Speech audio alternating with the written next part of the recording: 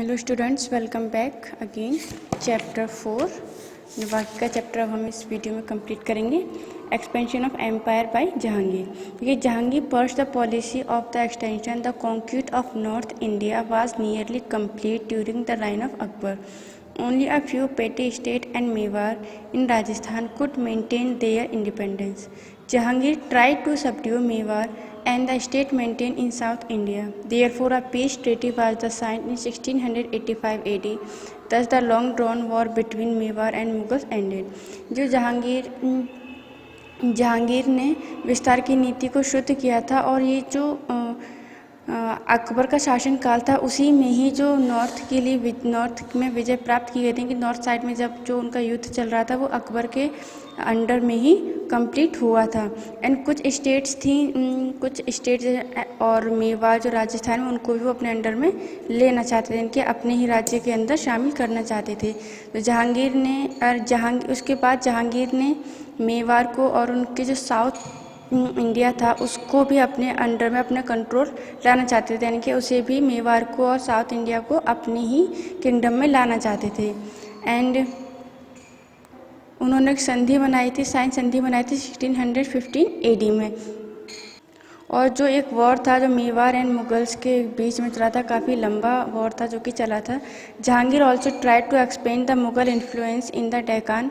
He captured the Ahmadnagar fort in the northwest. Jahangir lost Khandar to the Persian.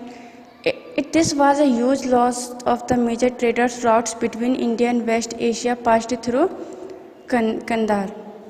यानी कि जहांगीर ने चाहा था कि जो मुगल्स हैं, जो डेक्कन में जो मुगल्स थे वो सब कुछ उसके ही अंडर में आए, सब कुछ उसी का ही हो जाए।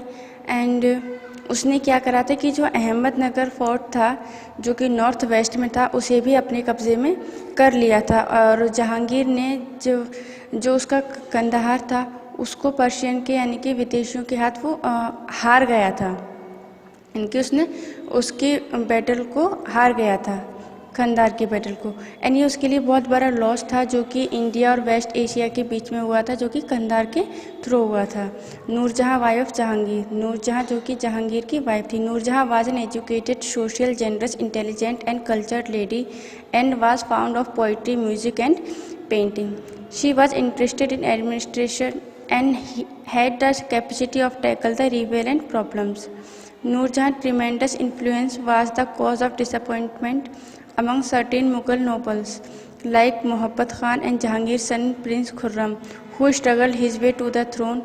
Thus, the interference of Nurjahan in the politics of the state resulted in two major rebellions during the last year of reign of Jahangir, which weakened the empire and harmed its prestige. यानी कि जो नूरजहाँ थी जो कि जहांगीर की wife थी वो बहुत ही एजुकेटेड थी, सामाजिक थी, बहुत ही इंटेलिजेंट थी और कल्चरली संस्कृत लेडी थी, जो कि उनके संस्कार के बारे में काफ़ी चर्चा भी रही थी। एंड उन्हें पोइट्री का, म्यूज़िक का, पेंटिंग का बहुत शौक़ था और उन्हें साथ ही साथ एडमिनिस्ट्रेशन का भी शौक़ था, यानी कि इन सब में उन्हें बहुत रुचि थी। उन्हें बाकी अदर वर्क में भी बहुत ज़्यादा रुचि थी। उन्हें ये नहीं कि मैं सिर्फ एक ही काम करूँगी, उन्हें एजुकेशन में भी बहुत शौक़ था, सोशल का, जेनरस भी थी वो एंड इंटेलिजेंट भी थी, सब कुछ उन्हें बहुत अच्छा लगता था, ये सब एडमिनिस्ट्रेशन भी बहुत अच्छा लगता था। एंड लेकिन नूरजहाँ जहाँ डिसअपॉइंट हुई थी, जो चीज़ उन्हें पसंद नहीं आई थी वो ये थी कि मोहब्बत खान जो था, जो कि जहांगीर सन था खुर्रम, वो उनके जो मोहब्बत खान था वो उनके राज थ्रोन यानी कि उनके ताज पर उसकी नज़र थी मोहब्बत खान की, जो कि नूरजहाँ को बिल्कुल पसंद नहीं आती थी। एंड उन्होंने जो कई मेजर रेबिलियन यानी कि विद्रोह, उन्होंने इस बात का विद्रोह भी किया था। और लास्ट ईयर जब उनका शासनकाल का लास्ट ईयर चल रहा था तब वे बहुत वीक हो गई थी, क्योंकि सब लोगों ने उनका साथ छोड़ दिया था, इसलिए उस वक्त वे बहुत वीक हो गई थी एंड उन्हें प्रेस्टिसाइड से भी हार्म भी हुई थी। Death of Jahangir. देखिए जहांगीर की डेथ कैसे हुई थी। Jahangir health was adversity affected due to excessive drinking of alcohol. Jahangir died in year 1627 while returning from Kashmir. This deceased body was buried in Hyderabad in Lahore. He was succeeded by his son prince Khurram also known as Shahjahan. ये जो जब जहांगीर की death हुई थी वो उनकी death Kashmir में हुई थी 1627 में, यानी कि कश्मीर से लौट कर आ रहे थे तब उनकी डेथ हुई थी। और उनकी डेथ हुई थी क्योंकि वो अल्कोहल बहुत ज़्यादा लेते थे, इनकी अल्कोहल ड्रिंक करते थे, जिसकी वजह से वो इफ़ेक्टेड हुए थे और उनकी हेल्थ ख़राब हुई थी। और कश्मीर से लौटते वक्त 1627 में उनकी डेथ हो गई थी जहांगीर की। और इसीलिए तब उन्हें शहादराबाद बाग में, लाहौर में है, जो कि लाहौर में शहादरा बाग है, वहाँ पर उन्हें दफनाया गया था।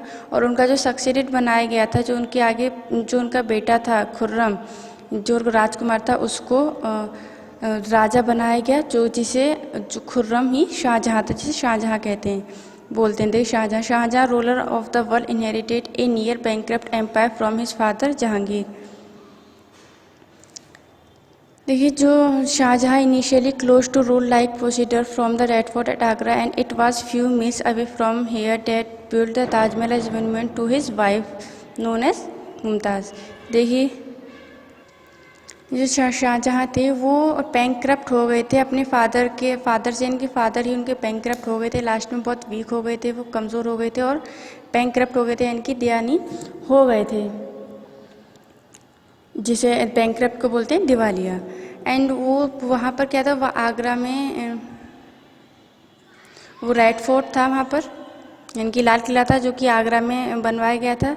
वो कुछ मील दूर था जहाँ पर वो रहते थे, वहाँ से वो आते और जाते थे। एंड उन्होंने एक ताजमहल भी बनवाया था, मोनूमेंट, जो कि वो एक मोनूमेंट है जो कि उनकी वाइफ के लिए उन्होंने बनवाया था, और उनकी वाइफ थी मुमताज़, हु डाइड इन 1631, जो कि 1631 में डेथ हुई थी। यानी कि जो शाहजहाँ की वाइफ थी मुमताज़, उनकी डेथ 1631 में हुई थी।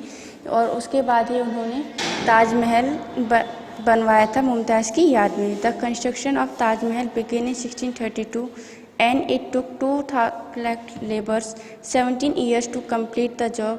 The Taj Mahal, a much more ambitious work, was built on 2 platforms, sandstone then marble, and constructed in white marble with inlaid semi-precious stones.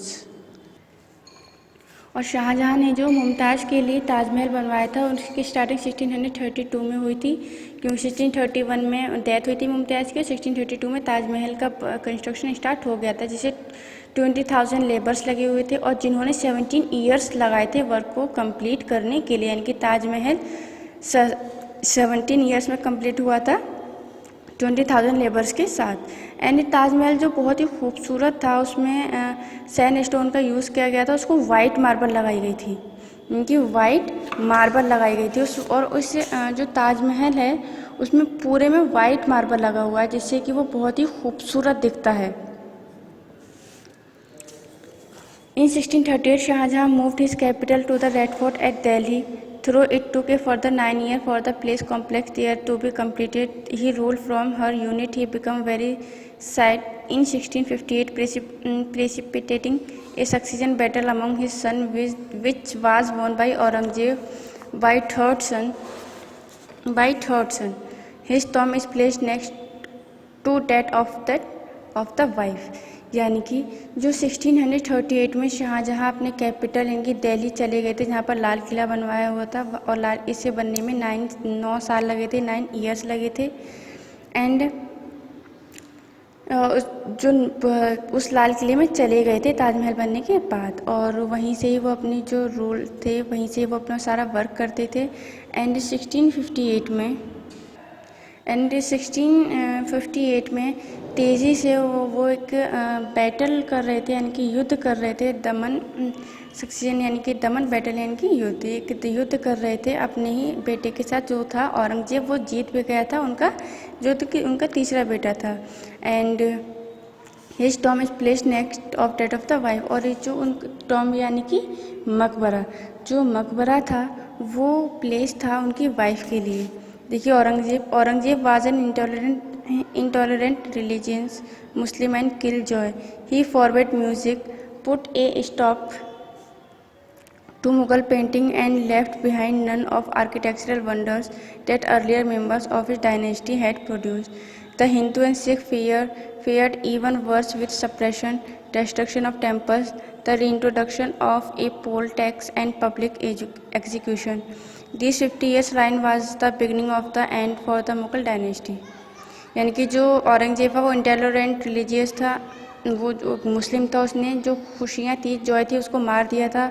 And उसने जो म्यूज़िक थी उसको बंद करवा दिया था, और जो मुग़ल पेंटिंग्स थी उन्हें भी रुकवा दिया था, और जितने भी आर्किटेक्चरल वंडर्स इनके जो बन रहे थे उस वक्त कंस्ट्रक्शन था मुग़ल्स का, उसने वो सब बंद करवा दिया था, डिस्ट्रॉय करवा दिया था। यानी कि उसके आगे कोई भी मुग़ल मुग़ल कंस्ट्रक्शन नहीं बना, ना ही कोई बिल्डिंग बनी। एंड हिंदू एंड सिख जो थे इससे भी बदतर उसने उसकी हालत की थी, और उसने रीइंट्रोड्यूस कराया था, यानी कि फिर से दिखाया था poll tax and public execution. Poll tax यानी कि चुनाव कर, एंड एग्जीक्यूशन जो पब्लिक की जो परफॉर्मेंस थी उन सबको उसने दोबारा से रीयून कहते हैं कि अपने सारे नए रूल्स उसने फॉलो किए थे। और ये इन्हीं 50 ईयर राइन, यानी कि जो शासन काल था 50 साल के लिए चला था, जो कि मुग़ल डायनेस्टी 50 साल के बाद मुग़ल डायनेस्टी फिनिश हो गई थी। यानी कि जो मुग़ल के जो वंश थे उन्होंने 50 साल तक शासनकाल किया था। उनका जो शासनकाल था 50 साल तक था, जो कि उन्होंने राज किया था। एंड आपका चैप्टर फिनिश हो गया। आप देखिए टिक करेक्ट है, fill in the blanks, true false, short answer, long answer, ये आपको अपने आप करने हैं। फाइंड आउट कीजिए question answer and exercise, and अपनी नोटबुक में नोट कीजिए। Chapter is complete.